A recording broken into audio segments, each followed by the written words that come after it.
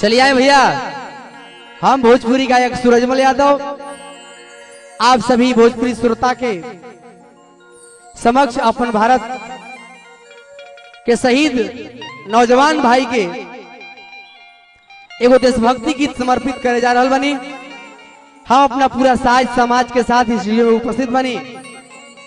हमारे कलाकार नाल पर उमेश भाई, उपेंद्र जी, शिवनंदन जी, अजितेंद्र जी, इस सब के साथ में भारत माता के चरण स्पर्श करतनी आदेश के प्रति एक गीत समर्पित करतनी। आशा न बल्कि पूर्ण विश्वास बा कि आप सबके अच्छा लगी।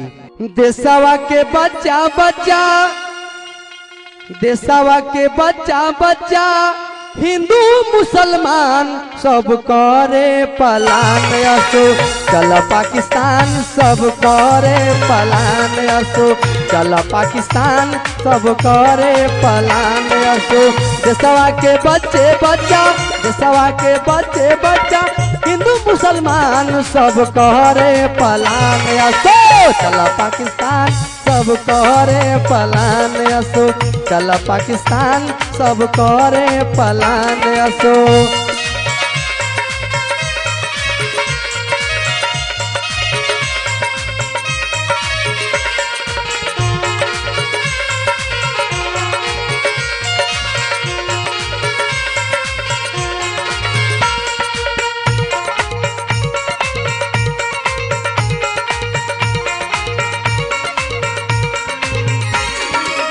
हमारे पूरे भारतवासियों की ये मांग है कि अब नहीं चलेगी दो टूक की बात। बहुत बार इंतजार किया गया, इंतजार की घड़ी समाप्त हो गई। पर कहना है हमारे नौजवान साथियों से, इतनी सी बात हवाओं को बताए रखना, रोशनी होगी चिरागों को जलाए रखना। लहू देकर की है जिसकी हिफाजत हमने, ऐसे तिरंगे को दिल में बसाए रखना।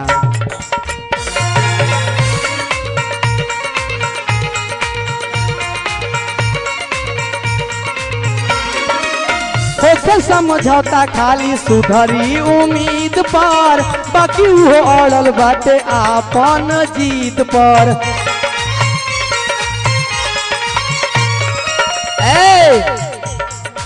कहना है स्पेशल पाकिस्तान के लिए कि ओ पाखंडी पाकिस्तान, तुम दूध मांगोगे तो हम खीर देंगे, तुम दूध मांगोगे तो हम खीर देंगे।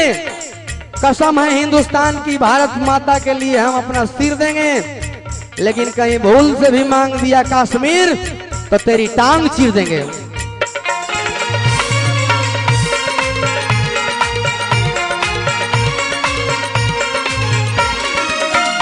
समझौता खाली सुधरी उम्मीद पर, ऐसे न मानी तो अड़ल बाजीद पर।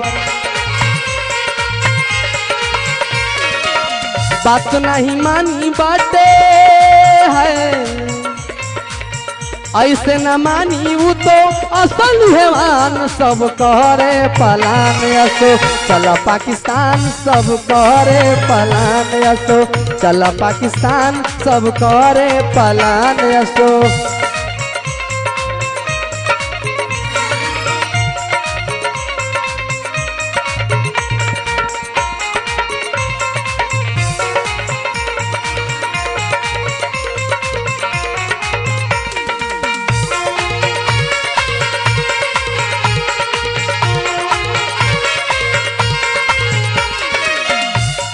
एक बात और कहना है कि आपने कई बार हमसे भीड़ कर देखा है, पर परिणाम क्या हुआ है उसको भी आपने झेल लिया है। लेकिन जिस जाति और धर्म मजहब को तोड़ना चाहते हैं आप, वो याद रखें कि आपके यहां से ज्यादा मेरे यहां है।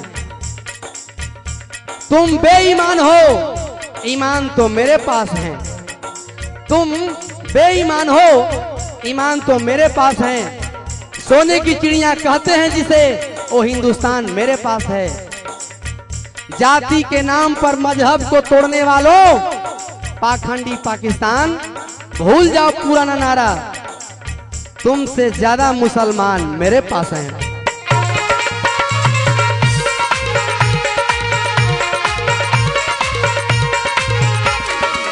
का करिए लश्कर जिया हकानी, के करा में दम कितना देखे के बा पानी।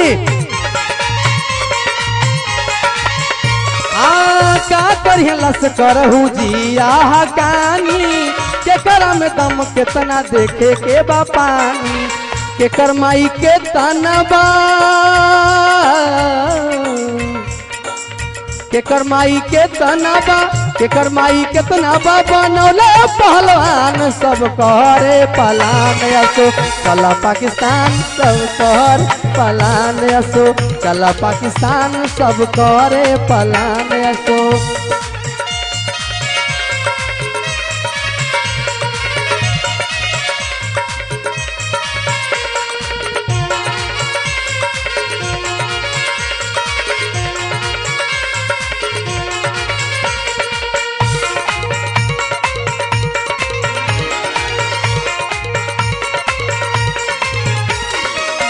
और कहना है, आजादी की कभी शाम नहीं होने देंगे, आजादी की कभी शाम नहीं होने देंगे, शहीदों की कुर्बानी बदनाम नहीं होने देंगे।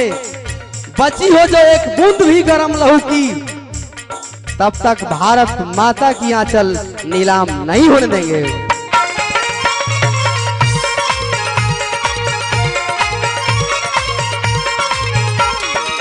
भूल पड़ी नाम ओकरा कारगिल कश्मीर के, पहाड़ तिरंगा अब की छाती के चीर के है।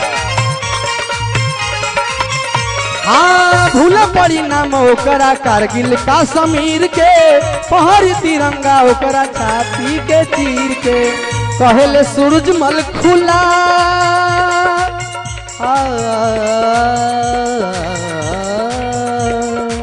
कहले सूरजमल खुलम, कहले सूरजमल खुलम, खुला बैलान, सब करे पलान असो चला पाकिस्तान, सब करे पलान असो चला पाकिस्तान, सब करे पलान असो। देशवा के बच्चे बच्चा, देशवा के बच्चे बच्चा, हिंदू मुसलमान, सब करे पलान असो चला पाकिस्तान, सब करे पलान असो चला पाकिस्तान, सब करे पलान असो चला पाकिस्तान, सब करे पलान असो चला पाकिस्तान, सब करे पलान असो।